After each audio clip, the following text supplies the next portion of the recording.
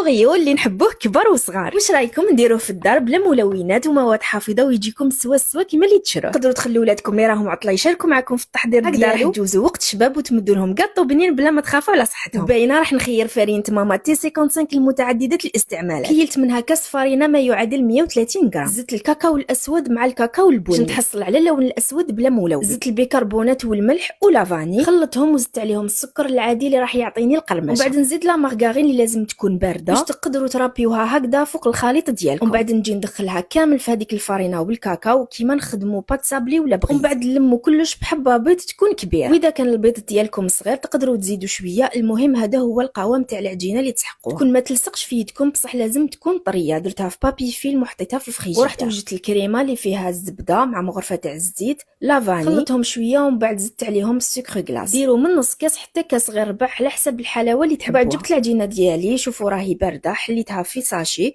حلوها ماشي خشينه وماشي رقيقه بزاف باش نتحصلوا على الشكل اللي يشبه لهذا الكاطو. تقدروا تستعملوا هذا المول تاع المعمول راح يعطيكم نفس النتيجه تقريبا. ومن بعد ندخلوه للفرن على 160 درجه ولازم تعسوه. كي تشوفوه نشف تماما وتقدروا ترفدوا الحبه بلا ما تكسر لكم، تقدروا تخرجوه من الفرن. ومن بعد خلوه يبرد وعمروه بالكريمه. اضغطوا عليه غير شويه حتى تولي الكريمه تبان. والكاطو تاعكم راه واجد، تمدوه لولادكم وانتم مهنيين على صحتهم. من زينها وصفه اليوم وما كاين غير ماما اللي تعرف لها.